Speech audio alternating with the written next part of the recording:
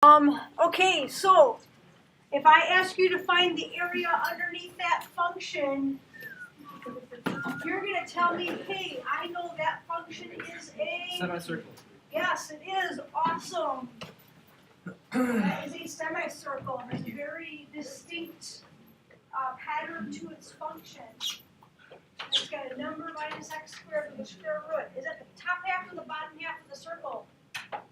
Bottom half. How do you know?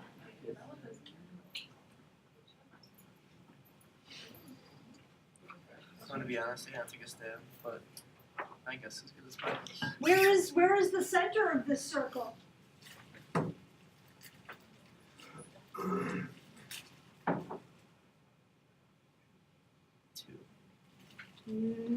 Okay. So if you don't know those answers, then don't stress about it. Okay? You know it's a semicircle. Let's just graph 3 points so we know if it's the top half or the bottom half. Okay? Easy points. Anybody have any ideas for me? 0. 0. Super. 1. Okay. Put in 0 here, we get what? 2, right? Because the square root of 4 is 2. Okay, well, we already know top half or bottom half? Top half, okay. 1 would be okay, but I don't really feel like taking the square root of 3. 2 would be a better choice because what happens to this then? Becomes 0. So, okay, can we sketch the rest of it now? Yeah, because it's just plus or minus. Yeah, it's just plus or minus, right? So we know we have that.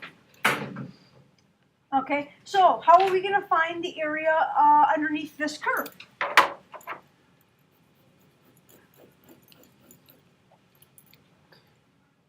You're going to do what? Asking me to find area? Is it all above? Is it all below? Is it a combination? It's all above. That's good news. Okay. What am I going to do? Give me some geometry here.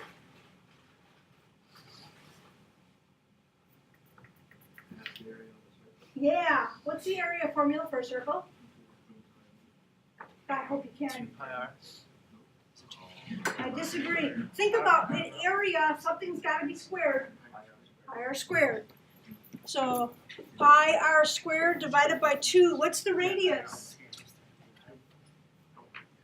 Radius is 2. You're right. Center to the outside, right? Okay. So what is pi times 2 squared over 2?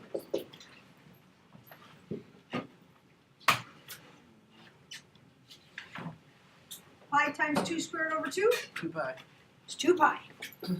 6.28 for those who love decimals. I'm personally a big fan of pi, so I'm going to leave it that way. Cake's okay too. Oh, I got a million of them. Okay. What does the integral look like? If I wanted to write an integral that represents what I just did, I found the area under a function. Okay? 0 or negative 2. Yeah, what's my lower bound and my upper bound? Lower bound, upper bound. Negative 2 to 2. What's my function? Square root of 4 minus x. Exactly.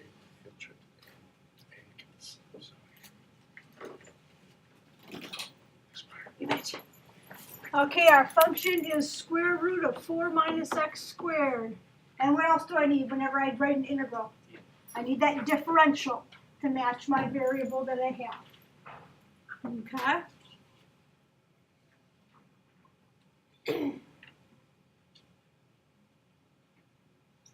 So there's the integral that represents the geometry I just did. Okay? That's the calculus notation for finding the area under the curve, between the curve and the x-axis. Okay? We'll figure out how to get there using calculus. This one particularly, we won't figure that out until chapter 6. But we'll figure out, today we're going to figure out how we can look at this and actually get there using calculus and not using geometry anymore. Okay? And so that's what we're talking about when we're talking about these level 4 skills here. Okay, we're going to focus on two things today. We're going to focus on, remember the mean value theorem, MVT? Okay, we had one for derivatives in chapter 4. We have one for integrals in chapter 5. Okay, so we're going to look at that, and then we're going to try to look at this expression for an integral and say, hey, how can I get a way to calculate area that doesn't involve geometry anymore? Because we have to start talking about those parabolas and things that don't give us geometric shapes. Sine, cosine, that stuff.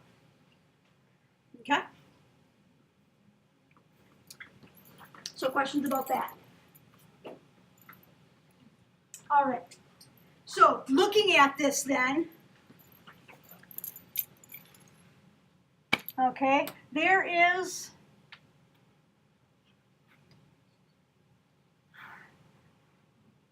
if we would graph our square root of 4 minus x squared on our graphing calculator, it would look like that. We could graph that in y1. That's a function, passes the vertical line test. If we wanted to graph the whole circle in y2, we could graph what? Yeah, exactly. In y2, we could graph this. We could graph negative square root of 4 minus x squared. Okay. So, so we're looking at that, and one thing I want to do is this. Okay, a circle is not bad. We know the area of a circle. It's a geometry formula. Hopefully we all know it now. And it's easy enough to calculate, right? But thinking about how tough it was for some of us to recall the area of a circle, I bet everybody in this room could recall the area of a rectangle, right? What's the area of a rectangle? Length times width, base times height, exactly. So looking at this semicircle, I want to make a rectangle that has the same area, okay? So let's just look at this geometrically. What was the area underneath this curve again? 2 pi. Area is 2 pi, right? About 6.28. If I wanted to draw a rectangle that is in the same domain, in other words, bless you, it has the same lower bound and upper bound, that's what we mean by the same domain, then how tall would that rectangle need to be? How can I figure out that answer?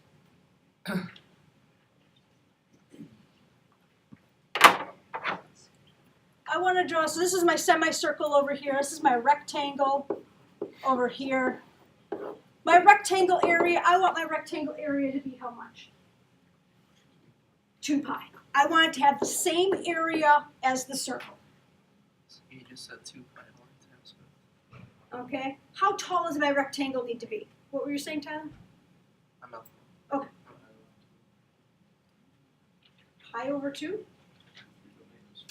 Okay, my domain is 4. What does that mean? If my domain is 4, in other words, from here to here is 4, what does that set up for my rectangle? The base. The base, right? So I know that my base equals 4. And so how did you incorporate that then to get your height? That's twice as much as the 2 and the Okay. Yeah, so if we look at areas base times height for a rectangle, and I've got 2 pi here, and I stick my 4 in for my base, which is twice as much as 2, as you were saying, then yeah, if I divide that out, I end up getting what? Pi over 2. About how much is pi over 2? These numbers are kind of good to know, just a rough decimal. It's about 1. That's square root of 2. Yeah, about 1.5, 1.6. It's about 1.57. Okay, so here's 1.5. probably close enough on a smart board here. So here is a rectangle with height pi over 2 and base 4. So if I take pi over 2 times 4, I get how much? 2 pi, right? I get the area. So this area is 2 pi, just like the area of the semicircle. Okay, now we know that rectangles have nice square corners, right? Pointy corners here. So can we see that we've got a little piece here that we can kind of throw right in there? Does that make sense? And we got a little piece here that we can kind of throw right there to make our rectangle. Okay, so I just really, if we thought about, we have this, nice this semicircle, this half circle, maybe it's made out of nice soft marshmallow or something, and we just kind of squish it down so that the top of this is down here at 1.57, then this stuff would kind of just squish out and fit in that pointy corners of the rectangle, that sort of stuff. Does that make sense? What we found when we talk about the height of this rectangle, what we have found is we have found something that your book calls f of c. I personally like to call it g of x. But we have found what we call the average value of the function. Okay?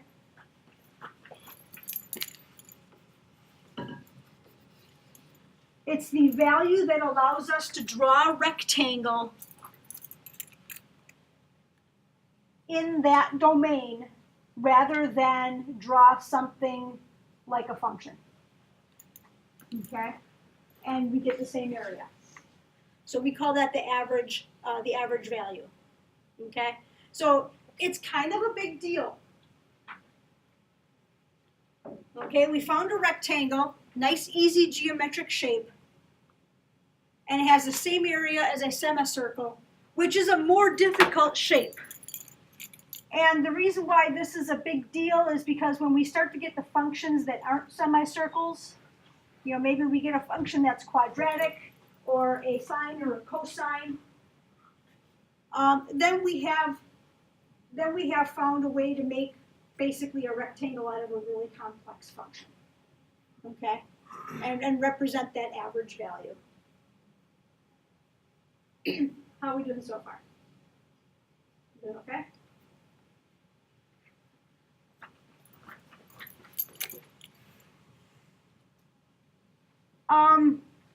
So we kind of already addressed it. What does the height of this rectangle represent? And that height of that rectangle, that f of c, represents the average value.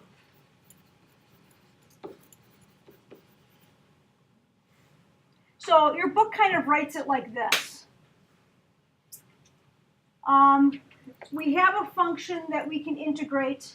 So looking at this portion is going to be the area between the function and the axis. And we have a domain here from A to B. So if we divide out the domain,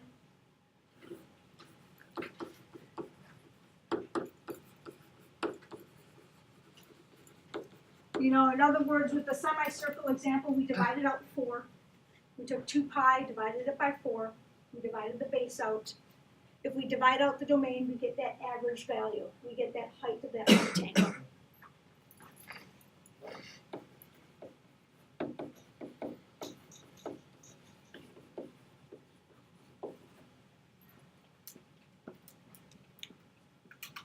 Okay? That's really how we're kind of pulling apart those pieces.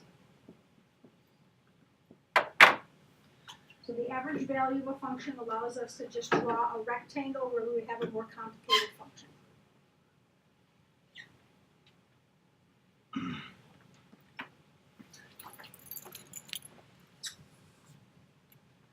So a quick question before we move on.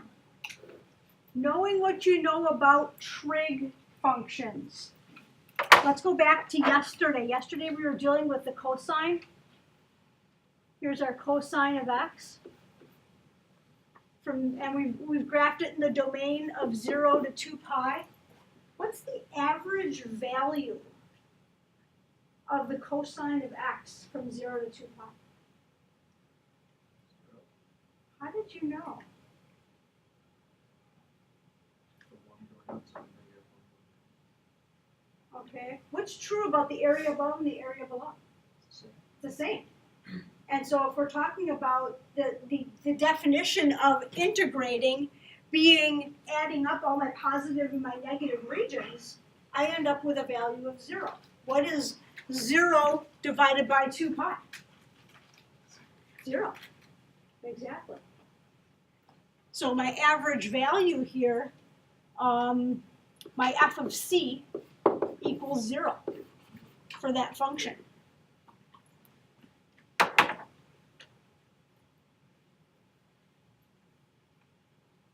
So if we notice, if we draw our average value, I should have written that in blue.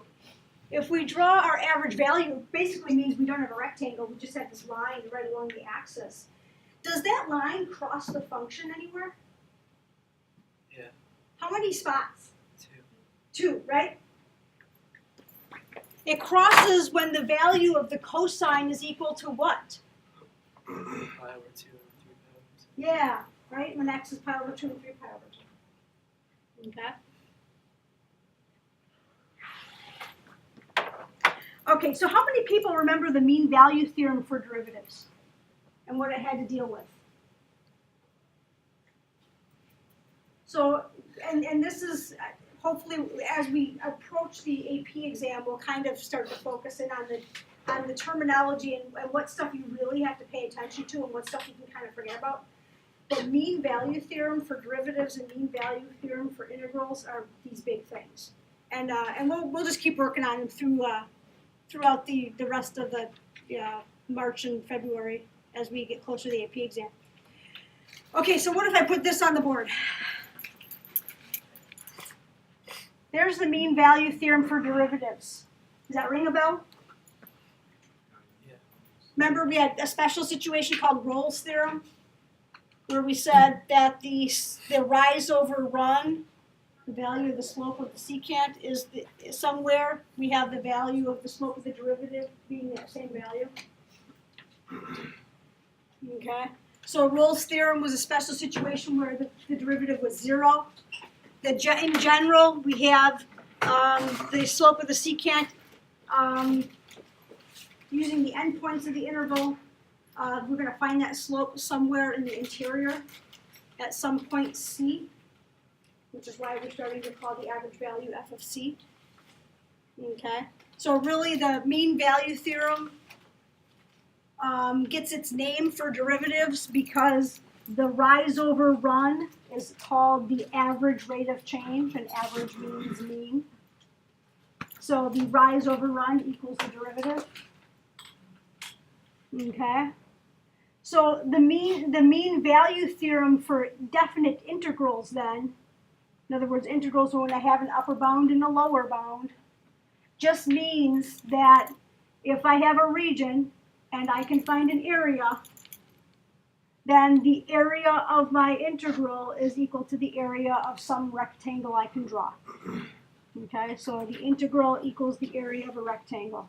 And if I divide out the domain, b minus a, right? My domain is from my lower bound to my upper bound. If I divide that out, I can find that height of that rectangle. Okay?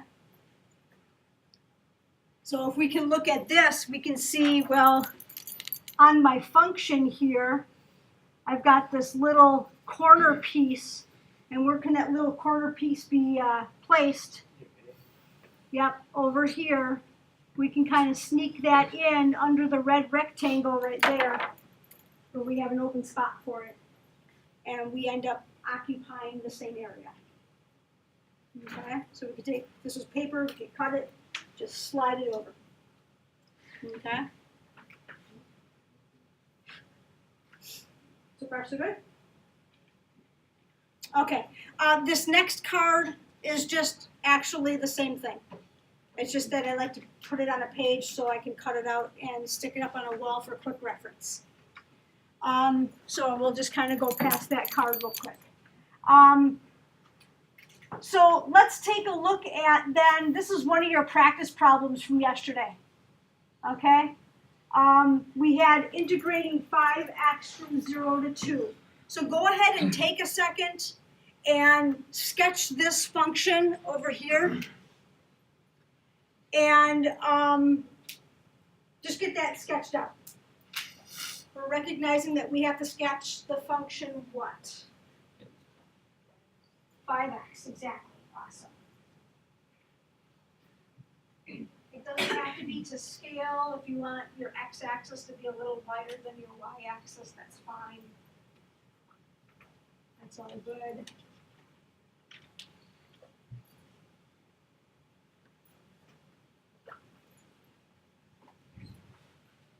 And when we're talking about the area, talking about the area between the function and the x-axis.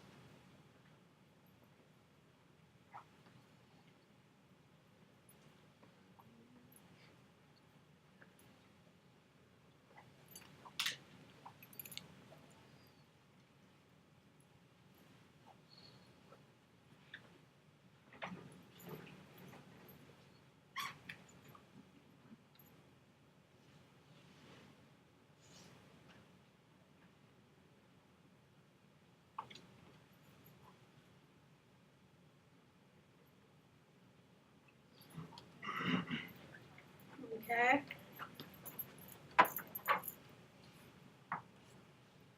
I'm just catching up to you.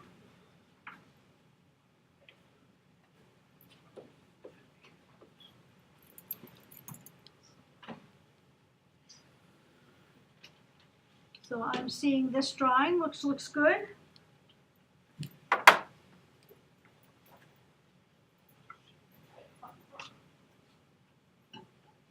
Okay, and then go ahead and calculate the integral.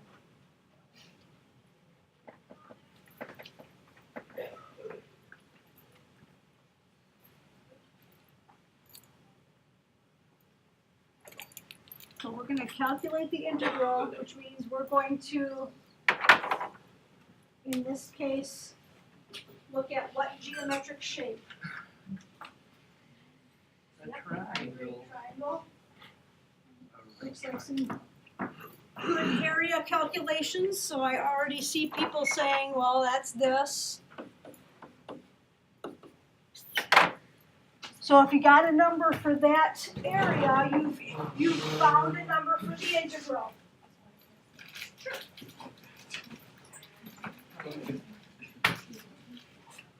Go ahead and get a number for that integral.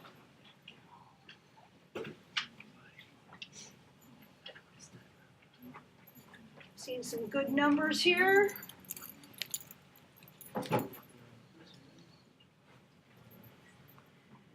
Now we got our area. We got our area. Now we can start thinking about changing that shape to a rectangle. Looking good.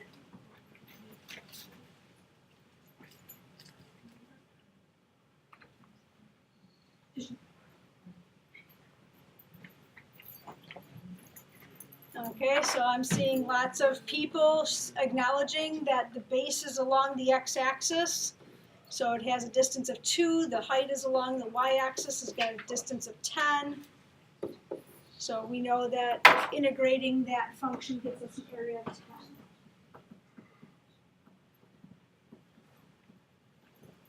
So go ahead and find that average value. Go ahead and find that height of the rectangle that you want to draw that has the same area, 10. I'd use a different color than what you did for the triangle.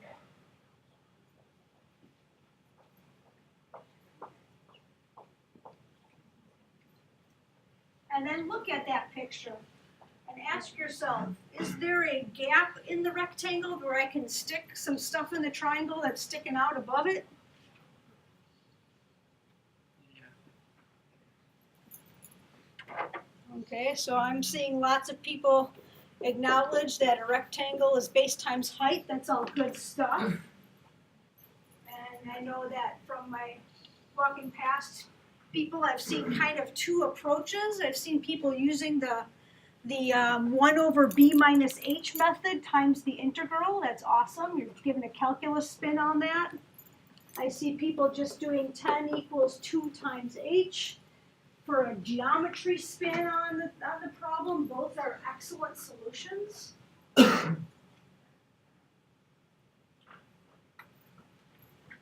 So this is a really common solution I'm seeing.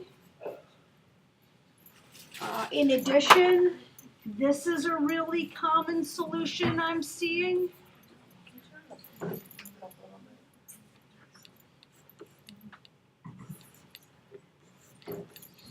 Yeah. So I'm seeing those two approaches. This 1/2 is b minus a, so I'm seeing this. I wrote that backwards, excuse me. That was a really bad explanation of calculus. There we go.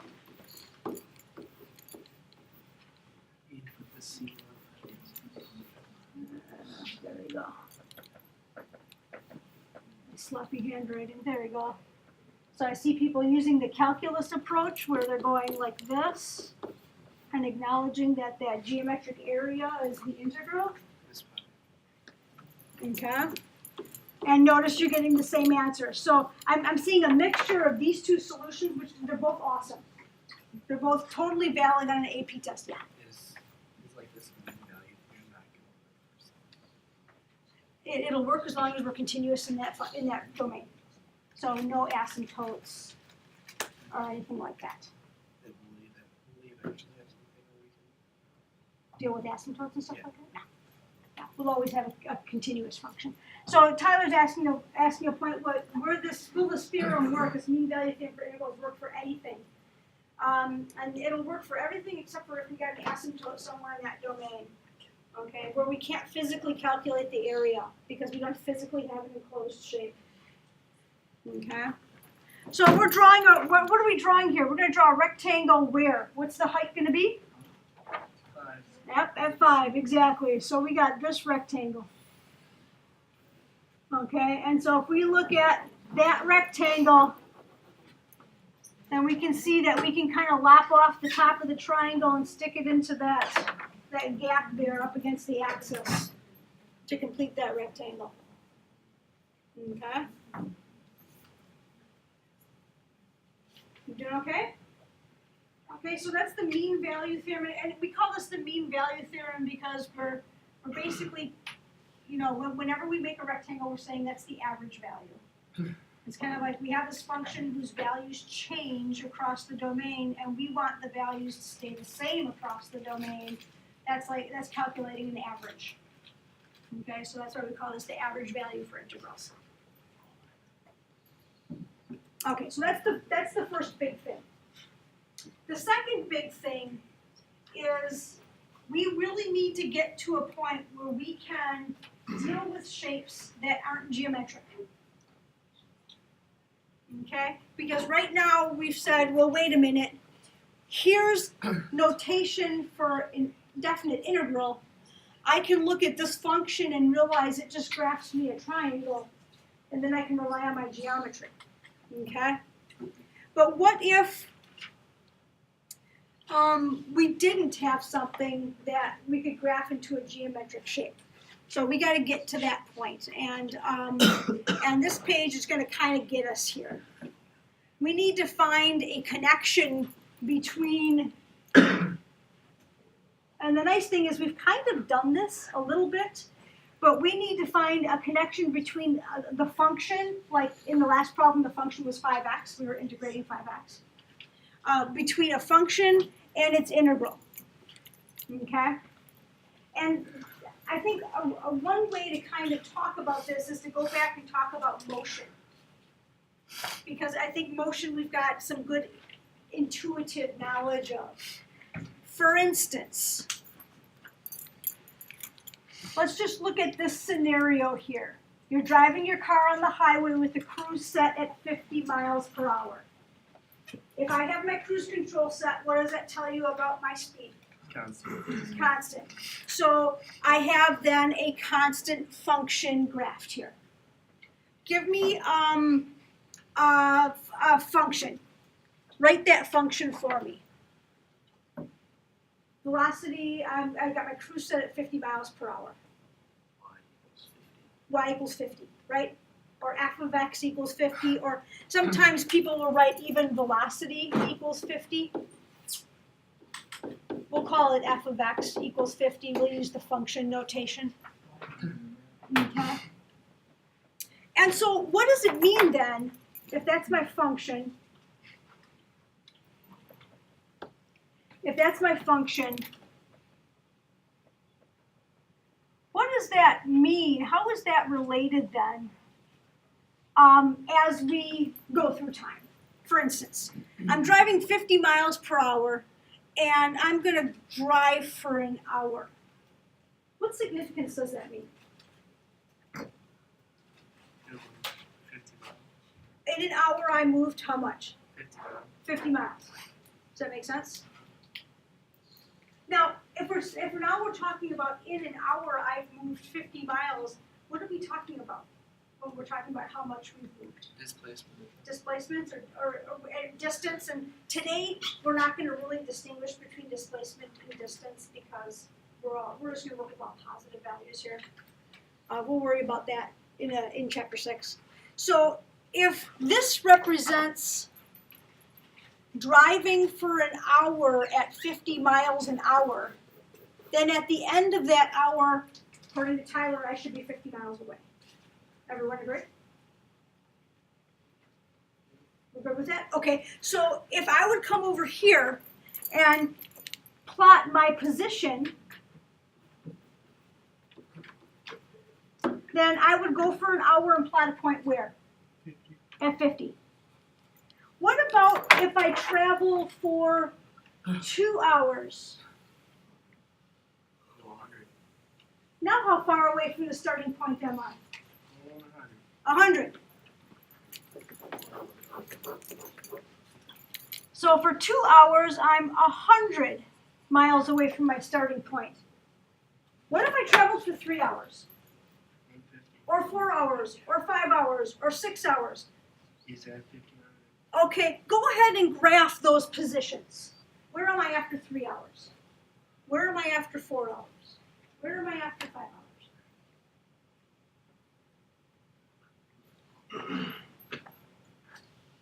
Okay?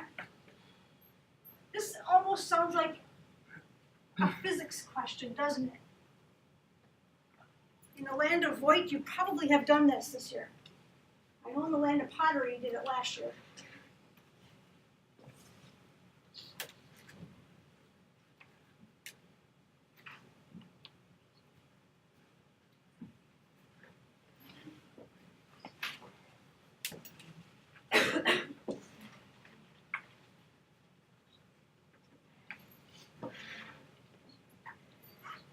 And if you can, after you've got those points graphed all the way up through 6 hours, connect them with a smooth curve.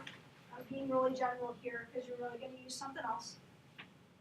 And write the equation of that function that you just drew.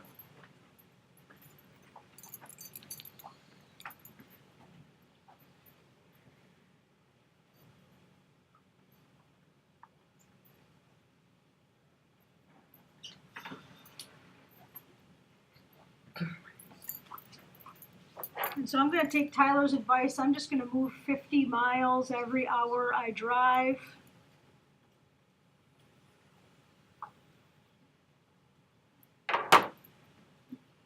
What did we get for an equation for that? 50x. Right? An intercept of 0, slope of 50. For reasons that we'll get into in just a little bit, I'm going to call this big F. Okay? 50x. Okay?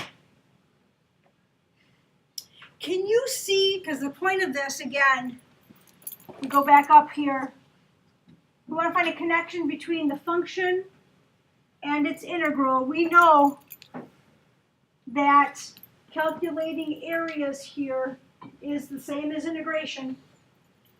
And we just plotted all our integral values over here. So this graph must be what?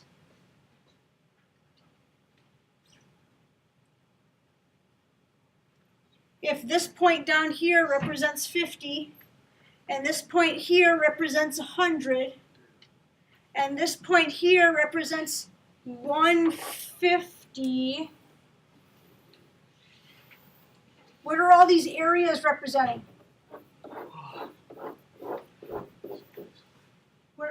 I agree, they are representing displacement. But when we calculate area, we are calculating what?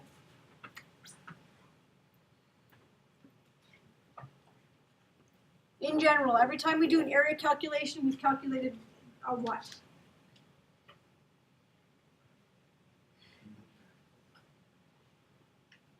What have we been dealing with all week? An integral, exactly. Every time we do an area calculation, we calculate the integral of something, the area under some curve. So if we take this value 50 and put it over here, and we take this green value 100 and put it over here, and we take this blue value 150 and put it over here, these values are values of the what? The what? The integral changing. Yeah, exactly. These are the current values of the integral depending upon how big I drew my box. So this must be the integral of that, which was the velocity.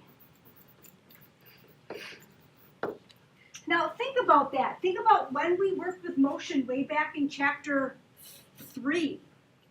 If we started with position and took the derivative, what did we get?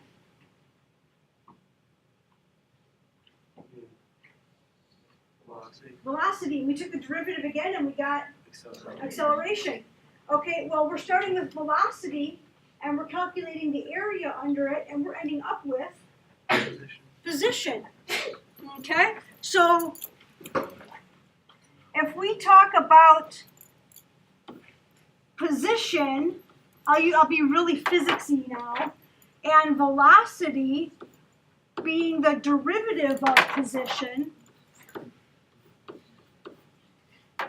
So working this way, then if we work this way, position's got to be the what of velocity?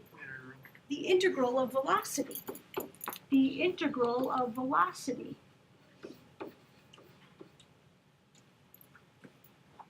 So take a look at those two equations.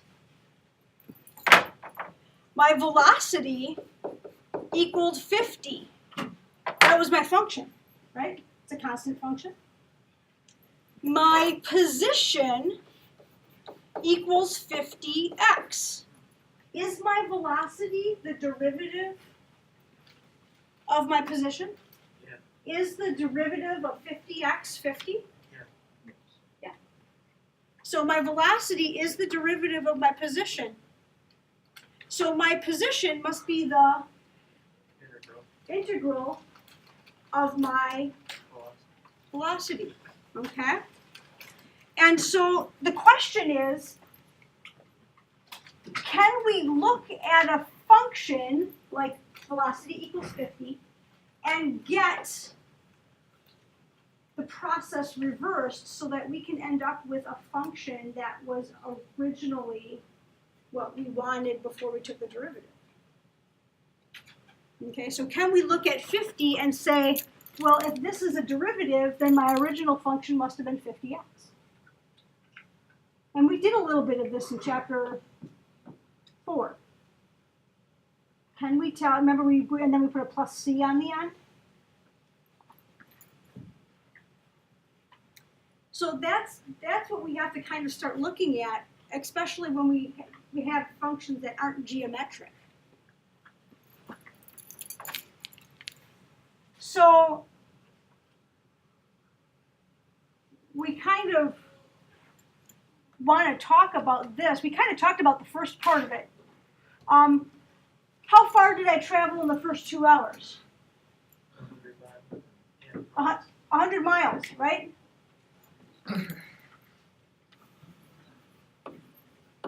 And to find that, we could look at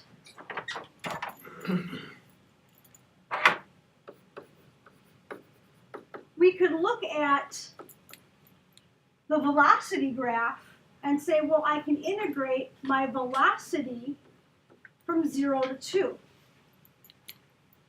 Where is that on the position graph? It's from 0 to 2, but it's represented how on this position graph? Is it represented by an area? Is it represented by just a point? Just a point. So it's represented by this point right here. Here's my position at after 2 hours. In function notation, what is this point? I mean, we know this point is 2, 100, right? If we want to give an ordered pair. In function notation, what is that point? F of 2, right? Now, when we talk about displacement, because we've been throwing around that term, we really ended at F of 2. Where did we start? F of 0, right, in the first 2 hours. So if I take those two values, this just happens to be how much? 0. If I take the difference of those two values, there's my displacement, right? Displacement's how much I moved, final minus initial. Okay. So how far did I travel? Well, I can see that on the velocity graph if I want to calculate an area.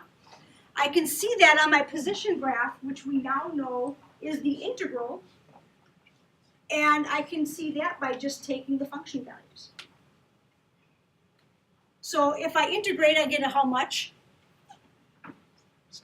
100 miles. If I take f of 2 minus f of 0, I get how much? 100 miles. If I get the same answer, then what must be true about these two statements? They're equal. Okay?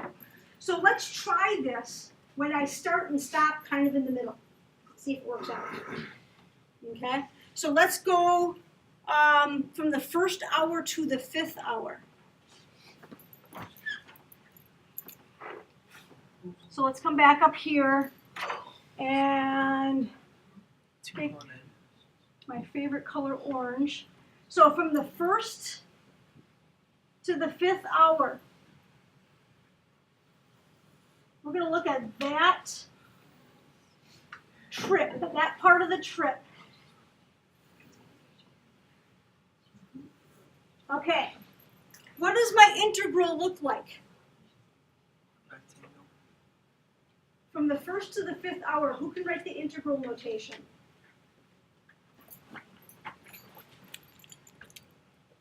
What am I integrating? What function am I integrating? Okay, I'm integrating, thank you. I'm integrating f of x equals 50. What's my lower bound? Right, that's where I started. What's my upper bound? 5.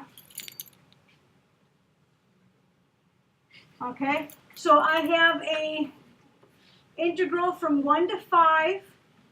I'll put in the number 50 dt. Okay, you said f of x equals 50. I'll put in the number 50 dt. If I calculate the integral using our old geometry method, what do I get? I get a rectangle that's how wide? 4. How tall? 50. So what's my area? 200 miles. Okay. How is that represented on this graph? By that make sense? This is the graph of the integral, okay? So we know that if we're talking about making a trip from the 1st to the 5th hour, after the 1st hour, I'm at a position of how many miles? 50. Okay, so I'm at 1,50. And then at the 5th hour, I am where? 5,250. So if I take a look at my function values, f of 5 minus f of 1, big F, okay? Big F of 5 was how much? 250. Big F of 1 was? 50. Take the difference. 200. You get 200 miles again. Okay? So if I can look at the expression for the integral and say, hey, wait a minute, from that I can come up with the function 50x before we took the derivative, then I can find my integral without really using any geometry. Okay? And so then that becomes this theorem here, which is the first of two parts, called the fundamental theorem of calculus. Okay, and this is the first of two parts. We'll get to the second part in chapter 6. And we recognize then at big F, since we got big F by working the differentiation process backwards, we started with a function and we kind of worked backwards. We started with 50 and we said, wait a minute, I must have had a 50x in order to have a derivative of 50. Okay, so since we acknowledge that this is working, we're getting this answer by working backwards, we call that the antiderivative. Okay, since we're working the derivative process backwards to get those functions. Okay, and this opens up a whole new world for us, because I bet there's a lot of functions that aren't lines that you can think of the antiderivative of. For instance, what if I give you cosine of x? What do we take the derivative of to get cosine of x? Sine of x. So that must mean the antiderivative is sine of x, because if I would take the derivative of this, I'd get this. Does that make sense? Okay? So the antiderivative must be sine of x. So now all of a sudden, instead of me telling you, hey, the area under the cosine curve is 2 from pi over 2 to 3 pi over 2, you can use the antiderivative values to calculate that yourself. So let's try this. Here's the derivative. Okay, so this is my little f. Little f of x. Can you think of the antiderivative? Can you think of that function that gets this as the derivative? So if my derivative, let's just work with one term at a time. If the derivative is 2x, what would the function need to be originally? X squared. X squared. Does that make sense? Okay, so if this is 2x, then the derivative of that must be x squared. So I know in that spot I must have an x squared. What about this? If the derivative is x squared, what do I need to start with? X cubed. I need an x cubed, right? Because we know taking the derivative means reducing the power. So I know I need an x cubed. The question is do I need a number out here so that the math works out 1/3. to be a coefficient of 1? 1/3. And Tyler's saying you need a 1/3 out here. Do people understand why? Okay, because if I would take the derivative of this, I would bring the 3 down. Right? 3 times a third is 1. And then I would have 1x squared. So you just found the antiderivative. Okay, now how many people would want to use geometry to find the areas here? So we could find the integral. Right, we've got a little negative area here, and we've got some positive area here.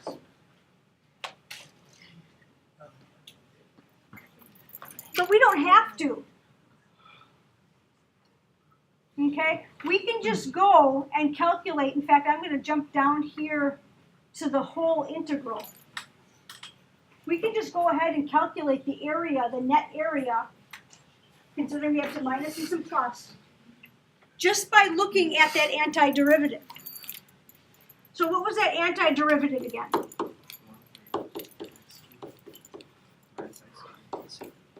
Okay, there's the antiderivative, and I'm not going to worry about the plus c.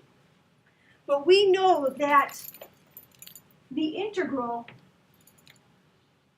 is equal to the antiderivative evaluated at 3, right? Pulling the antiderivative point off that chart, minus the antiderivative at 0. So what is the value of the antiderivative at 3? What is 1/3 times 3 cubed minus 3 squared? That's the value of the antiderivative at 3. How much is that? 0. What is the value of the antiderivative at 0? 0. So guess what? The value of the integral from 0 to 3 happens to be 0. What does that tell you about the physical geometry of the regions below and above? 3. They must be equal, right?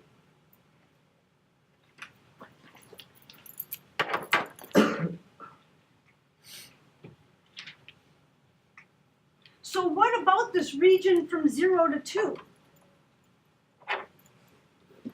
That's the value of the antiderivative at 2 minus the value of the antiderivative at 0. What's the value of the antiderivative at 2?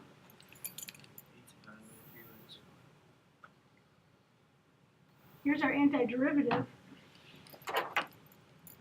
So we've got 1/3 times 2 cubed minus 2 squared. So 8/3 minus 4. What's the value of the derivative at 0? What is 8/3 minus 4?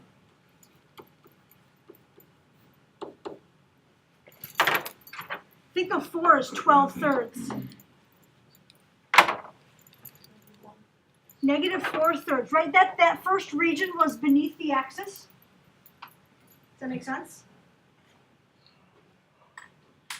That first region was beneath the axis. It was the negative part. So what is your hunch then about this region from 2 to 3 above the axis? Let's check it out. So we're talking about integrating from 2 to 3, so that's the value of the antiderivative at 3 minus the value of the antiderivative at 2. We have these answers already. Look at your other work. What is the value of the antiderivative at 3? We calculated it down here, didn't we? Okay, so this is 0. What's the value of the antiderivative at 2? So we calculate down here. 8/3. We calculated it up here. Does that make sense? Okay, where is it? It's negative, it's this right here. Oh, yeah. Right? So that's this whole thing that's -4/3, right? Because this whole thing is this. So that's -4/3. So we're going to subtract a -4/3. What does that get us? 4/3. So there's that same amount of area above the axis. Okay. Did we need any geometry? We didn't need any geometry. In fact, we couldn't use geometry. These have curved surfaces. There are no geometry formulas. Okay?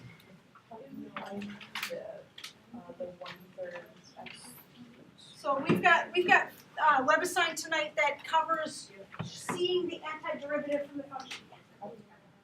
Okay, so we look at this, and we said, let's, you know how we took derivatives, we just took the derivative term by term? So this is the derivative. We know this is the derivative because we're being asked to find the area of something under. So the idea is, well, I know my derivative is x squared. What do I need to have in order to take a derivative of get x? Those notes Does that make sense? So I know I need a higher power because derivatives are moving lower power. So I know I need a power. And then what happens is if I would have had this and took the derivative of that, I would have gotten this. That's not what I need. I need just an x squared. So I need to multiply by a third to get rid of it. Okay, so that's just so I just don't know that I wore like I wear my glasses there and I'm like if I took x squared and I was to derivative, I would just get the 2x. So I need to bunch it. Okay. like I wear real shoes there. How did you do your It's like really